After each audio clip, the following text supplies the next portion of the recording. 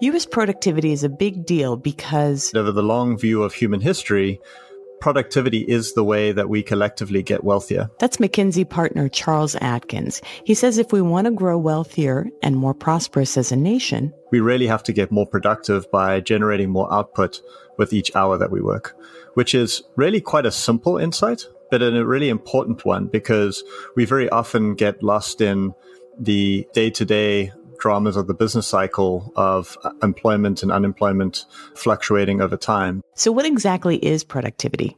Charles says in economics, the definition is actually pretty simple. Productivity is a measure of output relative to some set of inputs. So it can be easiest understood in the context of labor productivity, where we look at what is the output per worker for each hour that they might work. So in a sort of economic context, you go to a cafe. How many lattes does a barista pull in an hour? Think about a car assembly plant. How many cars roll down the line complete in a day? That's McKinsey senior partner Olivia White. Think about productivity as doing more with less. Doing more with less is exactly what the McKinsey Global Institute's recent report, Rekindling U.S. Productivity for a New Era, examines. The report says in the face of workforce shortages, debt, inflation, and the energy transition, regaining historical rates of productivity growth would add a whopping $10 trillion to U.S. GDP, something the U.S. sorely needs. This is the McKinsey Podcast, where we help you make sense out of the world's toughest business challenges.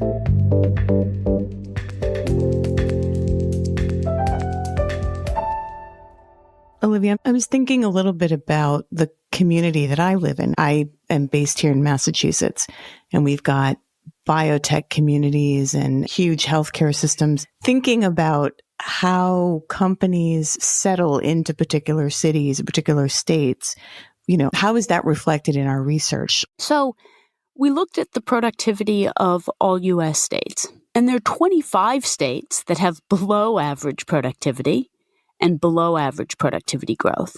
And we find that there are effectively 7 states that have above average productivity and have had above average productivity growth for the past 10 years or so. And I won't list 25, but I will list the 6 that are above average on both counts. Sure. And those are New York, Massachusetts, Texas, Colorado, Washington, California, and North Dakota. The broad dynamic here is that we have increasing divergence in the productivity level of a lot of different states across the U.S. That's a really important dynamic, and it's not one that we've observed historically. We looked at this, somewhat puzzled because the U.S. is a unified market. You would expect that there would be, mobility of labor, that ideas spread, that you would start to see productive practices spreading more easily. And that's not what we've seen. What are some of the factors that are kind of playing into this divergence? We haven't seen it before, so what's different now? Well, let me first bust a myth on technology. You might expect, the states that have higher productivity and higher productivity growth, maybe they're just the ones in tech. Not so. They don't have per se higher amounts of technology or other particularly productive sectors. Some of it very well may be that there is an increasing divergence between the companies that are most productive and the companies that are least productive. And so where you have states that have managed to attract and continue to foster more productivity among their companies, that can be sort of one of these reasons. But I will sort of just totally honestly say to you that some of this is an honest-to-goodness, real open question. There seems to be something about the leading states where they have been able to attract the right kinds of firms, attract the labor and the capital that those firms need. And those have created some really healthy dynamics in terms of productivity growth within those states. What are the implications for individual cities in a state like mine where productivity is high? Well, let me give you my answer, and you should absolutely also get Charles's view on this one. So there are a set of cities, and in fact 8 cities specifically in the U.S., where actual productivity is meaningfully higher today than it is elsewhere. And I will tell you that Boston is the 8th, in that list. San Jose is actually the first, San Francisco the second. We've got to catch up. Catch up. Then there's, just for people listening, there's Seattle, Houston, San Diego, Los Angeles, New York, and then Boston. Look, it's really clear that agglomeration effects can matter. When you agglomerate or get a bunch of stuff together in a city, you get a synergistic effect of 1 + 1 being either a lot or at least a little more than 2. And what we see here in the U.S. is that there's some cities where that's really true in spades and others which don't benefit from their cityness, if you will. Mm-hmm. But when it works, this is where you're able to get a set of companies that actually interact and learn from one another, workers who actually work at different companies, but nevertheless are able to be better at what they do by virtue of their own interaction. Some of this is talent markets. Some of it is markets of actual customers who raise the bar on their expectations of the companies that they operate near. A lot of it has to do with the sort of ferment of intangibles. How people interact can aid in innovation in various different sorts of fields. I think one of the interesting findings from what we've seen that's also noted in the academic literature is that the benefits seem to accrue not just to the firms like in the technology sector that we see in a place like San Francisco or San Jose, but actually spreads more broadly through the different sectors within those cities. And so it's not true to say that the success of California is a tech story, because there's actually multiple sectors that are doing quite well. But it is true to say that if you look at a city like San Jose or San Francisco, the story of technology and the story of agglomeration effects is very significant in driving the productivity growth that they've seen. I'm curious to hear a little bit more about which industries are growing, which industries are lagging. What did we see? It's not sector level productivity that makes some states more productive, but there are some sectors that are simply more productive and faster growing than others. And so let me call out a couple of categories. Information, which is the sort of official sector name, but it does include tech and most of what we would consider tech companies. Finance and insurance, mining, and wholesale trade. There's a set of sectors that are more productive than average, but where productivity is not growing so fast. So they're sort of more sluggish. And I'll call out particularly manufacturing, also real estate and rental and leasing. The final category I'll call out is the sectors that are lagging. So these are the ones where productivity is basically at a standstill, productivity growth, and it's relatively low. And this includes construction, and we've seen a lot about this in the press recently. It includes accommodation and food services. It includes transport and warehousing. It also includes healthcare. So looking specifically at the companies as engines of this economic productivity in the economy, what did we see? What did we see in the report? We found something pretty unusual that's there in the data that the U.S. collects. Individual companies within a given industry have widely varying levels of productivity and productivity growth. Take the manufacturing sector. The most productive companies are 5 times more productive than the bottom decile of companies in terms of productivity. So there's a huge amount that many companies can learn from the most productive. And in general, we find that that's true across industries. And that gap has actually been growing wider over time.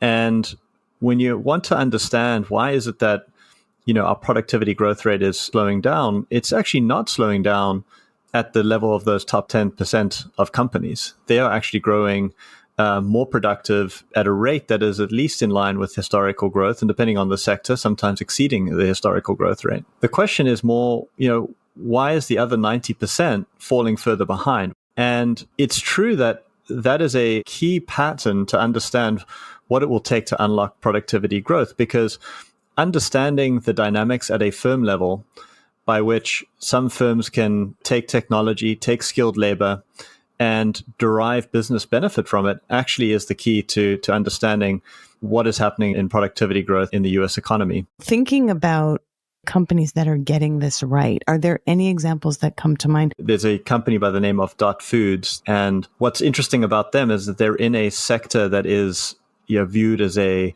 a laggard sector in terms of productivity. They're in food services redistribution. They're a small company in contrast to a lot of the superstar firms that we hear talked about as being productivity leaders.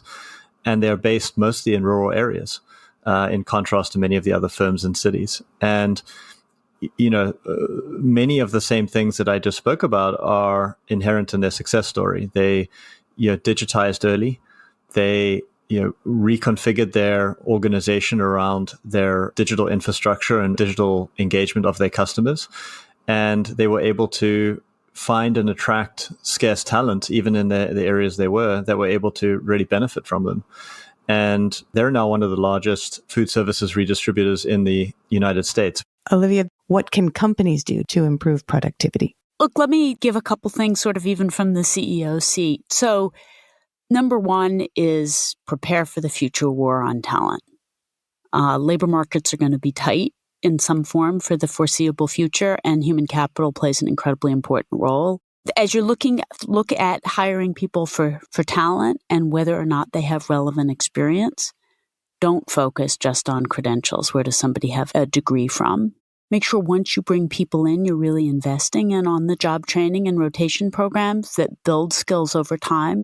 And of course, it also matters a lot to make sure that you have policies on childcare and elder care and parental leave so that you're not de facto excluding people and people of talent from the workforce, but we're really able to get the most out of everybody.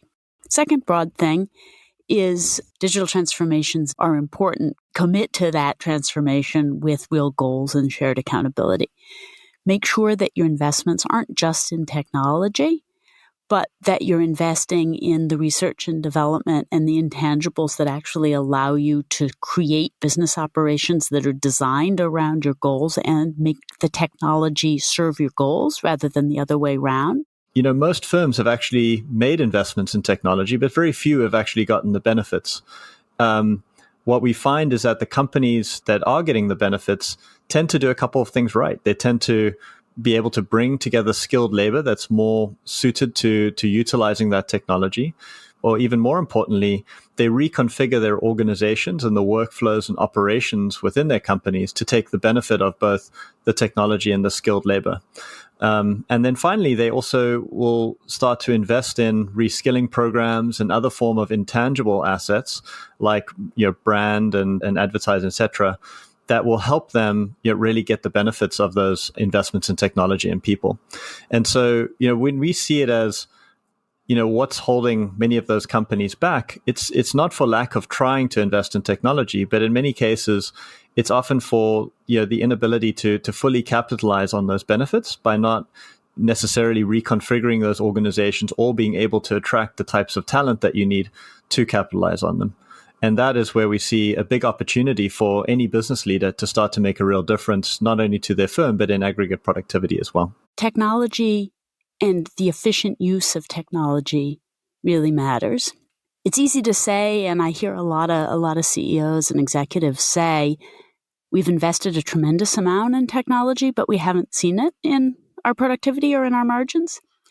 And the fact is that in order to get the most out of technology, it's not just the widget. It's making sure that your processes and the way you train your people are tuned to the technology that you're putting in place.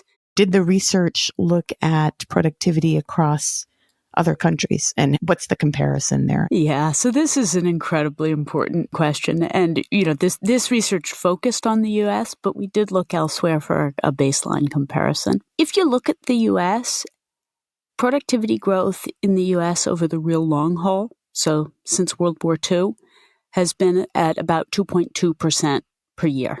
Productivity growth over the past 15 years or so has been at about 1.4% per year. When we were talking a little earlier, we talked about how one thing productivity is important for is compensation. 1995 to 2005, growth in real compensation in the U.S., 1.9% per year. From roughly 2005 to 2019, growth in real compensation down by more than half to 0.7%. Wow. So this is why we care about the U.S. Now, how about others? We looked at a bunch of countries, particularly in Europe, to provide a bit of a counterpoint. And the fact is, they're having exactly the same sorts of struggles and the same sorts of issues. And in some instances, actually, those struggles are even more acute. So this is one of those places where we may look better than some of our European peers, as I say, not by a lot, but by a little bit. But none of us look very good, and none of us look very good even by standards of what we were seeing between 1995 and 2005. It's interesting, Roberta, where the US has been somewhat different is that labor participation has been also declining in parallel, whereas in those other economies, labor participation has held steady or in some cases improved. We have a double problem. Not only is our productivity growth declined, but the number of workers that we have in the economy is slowing, and because our labor force participation rate is declining. And our view is that those problems are somewhat linked. Solving the productivity challenge will allow us to create higher paying jobs and will create, in many cases, more opportunities for workers to get to jobs that offer them more professional advancement, higher salaries in more productive settings. And so our view is that if we can solve the labor productivity challenge, we will also help solve some of the labor participation challenge that we also face. Olivia, any thoughts on how companies can improve their productivity around this idea of green transition or the use of green technology? It is going to be important to make sure that people are thinking about capital allocation processes to enable rapid moves as green technology comes online, and it will, and to also set long-term plans for net zero transitions to make sure that business units and employees have time to adjust, because a lot of these transitions actually themselves will mean that people have to work in new ways. And then just final call, there are a lot of things companies can do to work with others around them, so private sector leaders, but working with public sector and social sector to actually shape the local economic context. So how do we think, for example, about local needs in terms of talent or in terms of infrastructure? How do we think about the way that suppliers and customers work together, maybe even an ecosystem like Forms that can help generate some of the local agglomeration benefits and co-innovation on the part of different companies, different firms, government that are in sort of similar locations. Olivia, I'm curious how to think about it sort of at a 40,000 foot level. Like, how should we think about productivity and potential benefits going forward? Well, putting a number on something at the 40,000 foot level is both dangerous, but also important. And we tried, right? So what we asked ourselves is, suppose that productivity growth in the U.S. returned to its long-term since World War II average. Suppose it went from the current roughly 1.4% per year to growing at 2.2% per year. And we find that that is equivalent to $10 trillion in cumulative GDP added between 2021, which is where our sort of data transition started, and 2030. So $10 trillion more than we'd see otherwise over a period of 10 years. It's massive. It's huge, yeah. And, to put a bit more of a human face on it, what does $10 trillion mean? Well, that's roughly $15,000 of additional output per household in 2030. And, $5,000 stimulus check, $3,000 or $5,000 stimulus check, that was a lot of money. Productivity ultimately is the engine of economic growth, but it is also the only way that things like real wages can grow over time. It's the way that we make sure that everybody has enough. It's the way that we make sure that that happens, including in a world where we have headwinds of various sorts. So as people are getting older and we have to provide for more people past retirement age, as there are potentially macroeconomic headwinds, as energy, as we're going to need to spend in order to make our way to net zero. All of these are reasons that we need to have a productive economy in order to achieve our goals, but also sustain growth. This has been a terrific conversation. I am now bound and determined to help the city of Boston move up our list. Thanks so much for joining the podcast. It was really fun to chat. Of course, Roberta. There's U.S. productivity and there's our own personal productivity, which can be hampered when we're burned out. Jennifer Moss, author of The Burnout Epidemic, says sustainable wellness means companies have to make structural, not surface, changes.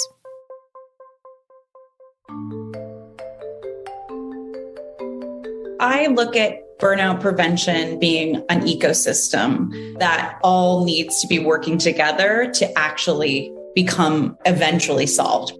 Before we can eradicate burnout, we need to have the systems and policies in place that are not so focused on self-care, but more focused on the root issues, the root causes of burnout, which are way further upstream than just, what we're doing right now, which is wellness technology, subsidized gym memberships, yoga, breathing. All of those things are so great if we're looking to optimize.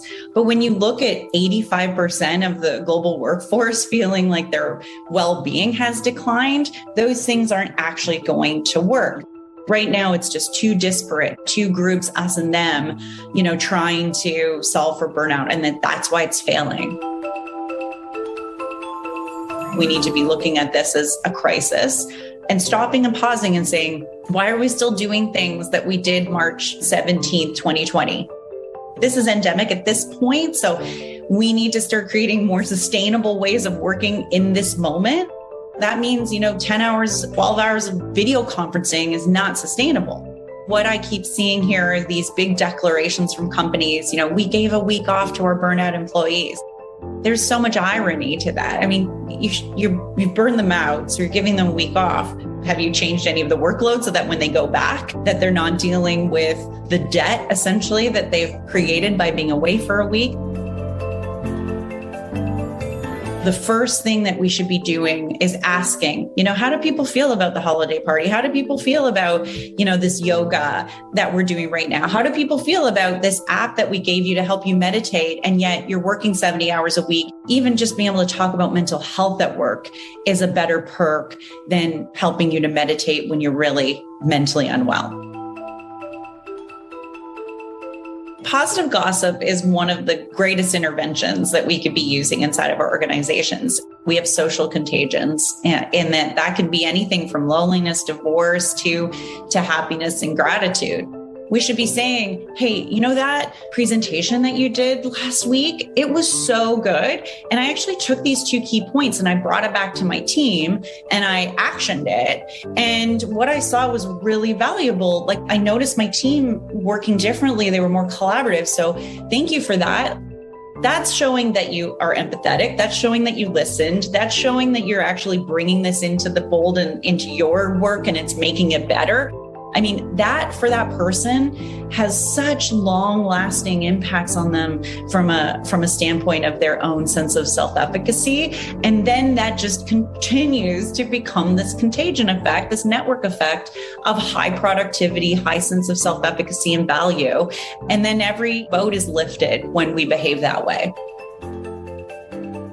So understanding and really provoking people to think, wow, I, as a leader inside of this organization, I have a responsibility to the people in my company who are working hard to try to show up to work in a place that's healthy. The last thing I want to do is make them unhealthy. Thanks so much for listening to the McKinsey Podcast. I'm Lucia Rahilly. And I'm Roberta Fusaro. Find us on McKinsey.com. We'll have a transcript of this episode up shortly. And check out the McKinsey Insights app, where you can find this podcast and other helpful content updated daily. And if you would, we'd love for you to leave a rating and a review. We'll see you in 2 weeks.